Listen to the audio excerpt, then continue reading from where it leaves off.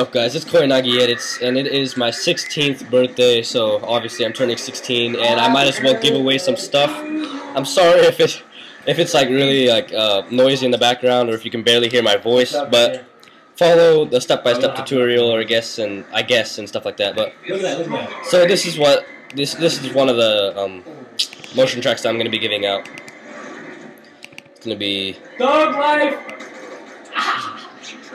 Alright, I'll just play it. It doesn't freeze. So it says Koyanagi presents, and then Zeal, and then there's this cloud thing that makes the Zeal part disappear in Sora. But this is gonna be your text. This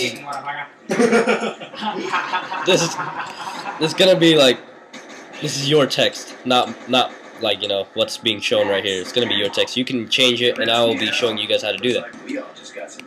So let's begin. So let's go to here. Let's go to Cinema 4D.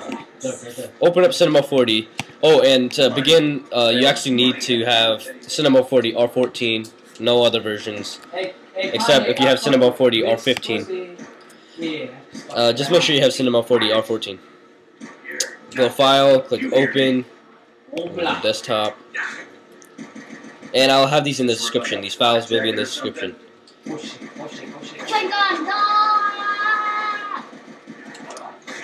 Alright, I'm looking for them real quick. Motion track parts. Okay, yeah. So the first part is Koyanagi. I'm gonna click Open, and as you can tell, the background and stuff like that is not there. Yeah, see, as you can tell, there's like absolutely no background or anything here. And that's what's going to happen when you first download this thing. So what you need to do is, after you've opened it, you need to go to this material right here. It looks like the map. Yeah. Make sure it's selected on color. Go to texture. Actually, is it a girl or a guy? Yeah, go to texture, load an image. Go to the motion track part folder thing that I have all the parts in. And click on this folder, double click it, open it, and they should have the map. And then select the first photo, which is, yeah, at the very top. Select the first photo, click open, click no, and click on this bar right here. After you click on this bar, click animation. Oh, thanks. Alright. Click on animation and click calculate. So now you will have a moving video. That's how you put in the background and all that stuff. And as for the sphere right here, you can just tap this red thing to make it disappear, but that sphere gives it reflective text, and that's why I put the sphere in, just to give it a little extra reflection, and yeah, it will help a lot. Let's see. Oh yeah, now how to change the text. You go to Mode Text, go to Object, and go to the text part right here. Highlight Koyanagi, delete that, and then change it to whatever you want. So, like, my old name used to be You Know Me Edits. Oh, except you have to capitalize every letter out there. So, how bad is the zombie? see, and then you can change it to whatever you want. As for the rest. So now I've showed you how to put in the background, how to animate it so it's not a still picture, and how to change the text and stuff like that.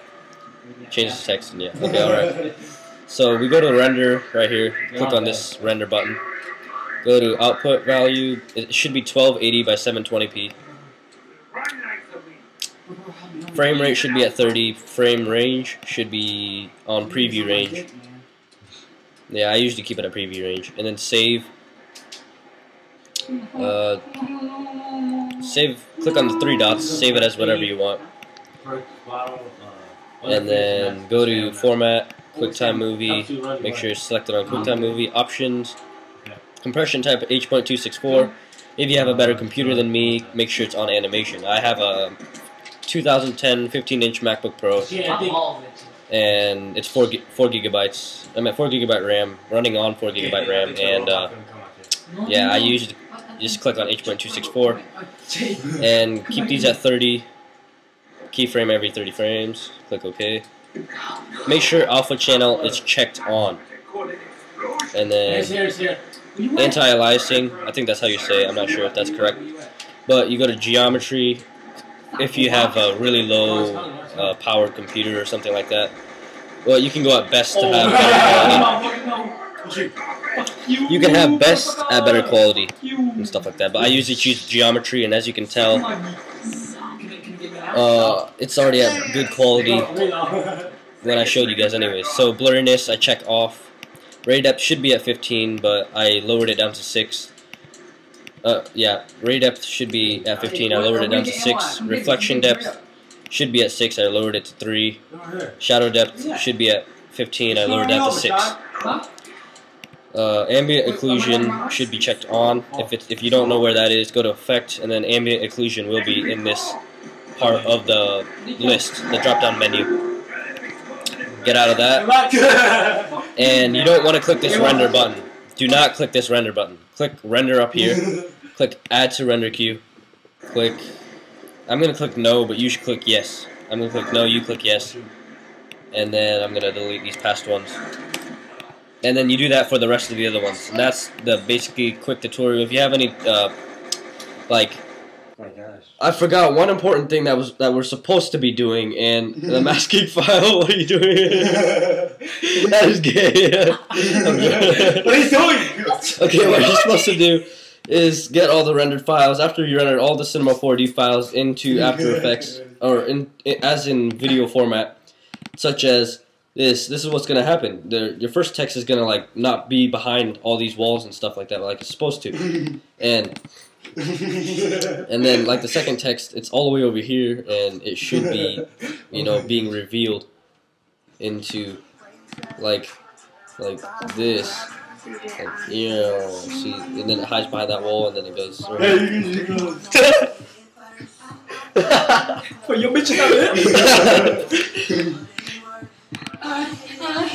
Okay, after you rendered out all that stuff in Cinema 4D, you want to open up this masking template, which I provided in the description of the video. And then you're going to open up After Effects. This is After Effects CS5, so I think it'll work for any After Effects CS5 and up. And yeah, I'm sorry for those with CS4. I'm sorry for those that have CS4. So the first thing you need to do is right-click this Koyanagi thing. Click replace file, and you need to go to the beginning motion track, which you downloaded in the description on my website. And then it should happen. What should happen is, obviously all these footage will come up, photos will come up, and you want to click JPEG sequence if it's not already on, and click open. And then you need to go to Koyanagi, the first one, and replace file. Oh, and I forgot. Okay, well, I forgot to explain this. When you first do this, you want to right-click. Make sure you right-click, and then this drop-down menu will appear. Replace footage, file, and then you need to go to desktop or whatever you save those Cinema 4D rendered out video footage file things. Go to alright, and then Koyanagi MT final is the first one. That's going to be your text, just like I've said before. So the first text will not appear. See, as you can tell, see, it's not going to be here. And then, bam, watch this. Beautiful. And as you can tell from the, I don't know why, you guys can see this, square rectangle thing that I've been masking out, and look at that. You understand what I mean? See, it slowly reveals, and then it hides the text eventually. Yeah, my computer's slow, like I said before. And this is what I edit with, and it works. So yeah, see, it hides the text, like I said. And then going on to the next mask, as you can tell, see, it goes on the presents part, and then here's this mask for the zeal part. And then I'm going to leave this smoke footage file right here, which makes the zeal part disappear, boom, flashes, see. It like makes the Zeal text disappear, as you can see right there. Yeah. And then it will go on to the Sora part, which would also be your text also. And right click and replace footage file for every single one of them until you get this thing. And then what you want to do is go to, make sure to click on this composition. Yeah, this composition. Make sure you clicked on this composition. Go to composition up here. Add to render queue. I'm going to delete this one, and then you can name it whatever you want. Save it desktop, name it whatever you want. And then go to my render settings. I'm going to go lossless. I'm just going to re-show you guys everything. So QuickTime, format, animation, I go to H.264, click OK. If it has audio, if you want audio on it, whatever, type this thing and click OK, and then yeah, and that's really it for that part. Now for the best settings part, you put the quality at best, resolution at full, size 1280 by 720. Everything else should be by default already on here, and use this comp frame rate 30 frames per second, or 30 frames, like, you know, just keep it at 30 frames. Click OK. And make sure this thing's selected, click render, and you will have the final product, which is right here. That is your final product for this. Oh, that was a very, very unclean, not very professional motion track tutorial video, but I hope that you guys learned a bit something from this, or like this motion track anyways. And it's really, really hot in here. I guess until the next motion track video or next giveaway. Peace.